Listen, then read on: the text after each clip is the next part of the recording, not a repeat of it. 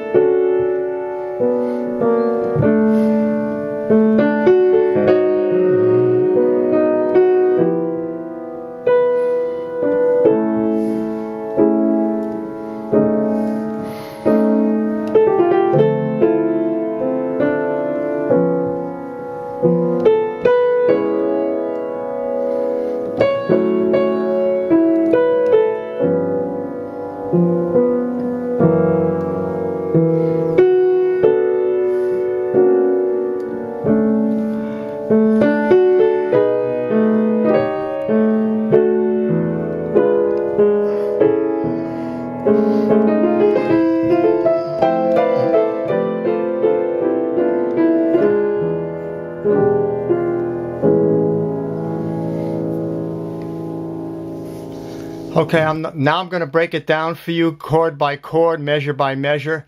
And Bill Evans sort of revolutionized the way of playing jazz piano, particularly in the voicings in his left hand. And the fact that they're rootless voicings, and the fact that he used sort of dissonance chords that were what you call close voicings, meaning there were a lot of minor seconds in there. And this came out in 1961 on his album called Waltz for Debbie, My Foolish Heart. He starts out with this E7 sharp 9 chord as an introduction to the melody. And he has this, that's an E7, but it has a flat 9 in it here and a sharp 11 there. Then he plays the A major 7. This is like the first chord now. We're in the key of A. That means 3 sharps, and these are going to be rather unusual chords because you don't hear this song played in this key. But he picked this song, as I said before, because it would allow the bass player to play the open strings, the A string and the D strings, and so on. Anyway, this first chord he has voiced as a triad, but with the major seventh on the bottom. So he has this minor second in there, and he does this a lot with the minor second intervals. So he goes to the 3 chord, which is a C sharp minor. Now this is this chord inverted like that. So the 7th again is on the bottom, and there's the 9th and the 3rd there. So he has this dissonance in the middle, which sounds really pretty, but then it resolves to F13 like this, just by moving that one motion. And then that wants to take us to B minor 9. Okay, that's the 2 chord now, and we have same kind of voicing with that minor second in the middle there, but it sounds so pretty when it's in the middle like that. So we have the 7th, the 9th, the 3, and the 5 up here. Now the next chord is a G sharp 7 with a 13, but now that's voiced in the 3rd inversion. So it's always going to have the flat 7 if it's a dominant chord, and he has a 9th here, 3rd and 13th here. Now he goes down to the lower octave, and it's a C sharp minor, but now it's in 1st inversion. This is C sharp minor 9 in 1st inversion. And that's minor. Now he makes it major with a sharp 9 going like this. He just moves that up like that, and it becomes a major. For that's minor 3rd, major 3rd. It moves up to a sharp 9. That's the sharp 9 in a C sharp minor 3rd there. Back to F sharp minor again. Then to this interesting voicing of a C7, which is a tritone substitute, which means that it's moving up a flat 5 and it's going to resolve down a half step. But he's voiced it this way with the 13 on the bottom. This will be the 6 or the 13, the dominant 7th, the 9, and the 3. It's not a chord that I would think of playing, but he did it like this,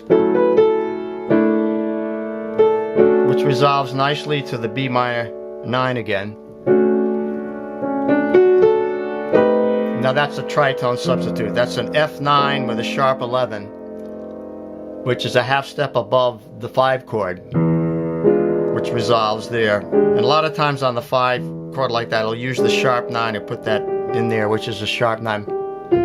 Works nicely. Sharp 9, flat 9. So a lot of times he has this, just the thumb moving in steps to create a sharp 9, flat 9 relationship, or harmonic movement in that thumb. Back to the 1 chord now. Now that's an E minor 9. Now he does the same thing here. So it becomes E minor 9 to now has the flat 9, which approaches. So it goes E minor 9 to a D major 9. So that note moves down to here and then becomes the 9th of the D major 9. And then he goes to a D 6 9 to there. Notice that it's a great economy of motion. Just slight movements create beautiful voicings by keeping the certain notes in common. Like for instance, that note stays, but these move. And now that note, which was now a 9, becomes a sharp 9 on a C7 sharp 9. We go now to a F minor, F sharp minor 9 again, to a C sharp flat 9. F sharp again, to a tritone substitute, back to a B7, to an E7, which is our 5 chord. Now this is very interesting. He uses a G sharp there, and what it's doing is it's taking him, it's like putting it up a 3rd, but it's taking him to a C sharp minor 7, which is the 3 chord, and he does a 3 6 2 5, taking us back to 1. So it goes C sharp minor 7, F sharp minor 7, B minor 7, E 7. That's a 3, 6, 2, 5 in A. So that's, I haven't heard anyone do that particular progression for this tune,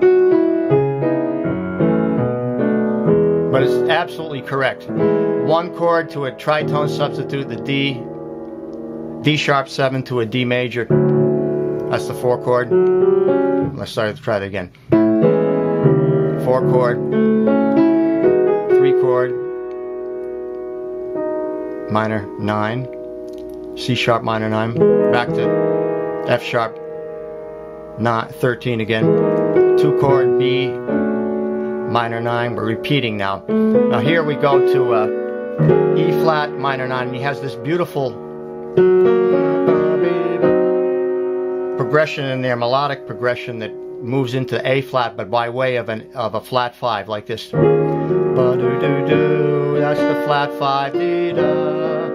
Now the 3 chord, again becoming major with a sharp 9, taking us to the 6 chord, F sharp, and then out that C7 tritone again, C9 tritone, 2 chord. Now this moves here different. Now there's a different ending. G sharp, that's the first time we've heard that chord. G sharp minor 9 moves to C sharp, and it can have the sharp 9 and the flat 9. Once again, the 6th chord, F sharp minor 9, and there's a D minor 9. That we haven't heard that chord. That's totally out of the scale, but beautiful. D minor 9 to a G13, which just takes us back to the 1 chord, and the 4.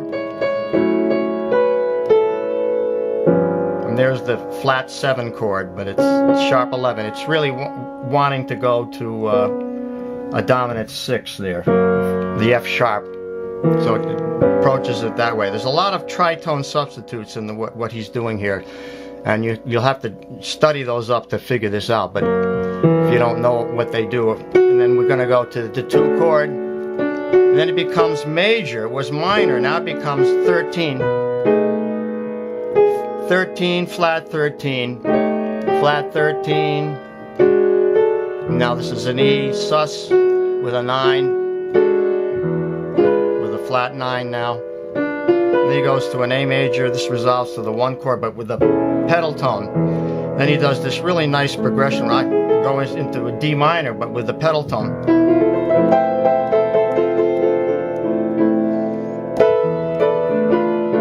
2 chord to 1. Then he begins his solo at that point. Okay, there you have my interpretation of Bill Evans' version of My Foolish Heart. Wonderful song by Victor Young, and I hope you enjoyed it, whether you're a student or whether you're an accomplished pianist or just an appreciator of Bill Evans. I certainly have been for many, many years, and I was glad to pass this on to you. I hope you enjoyed it. Thank you.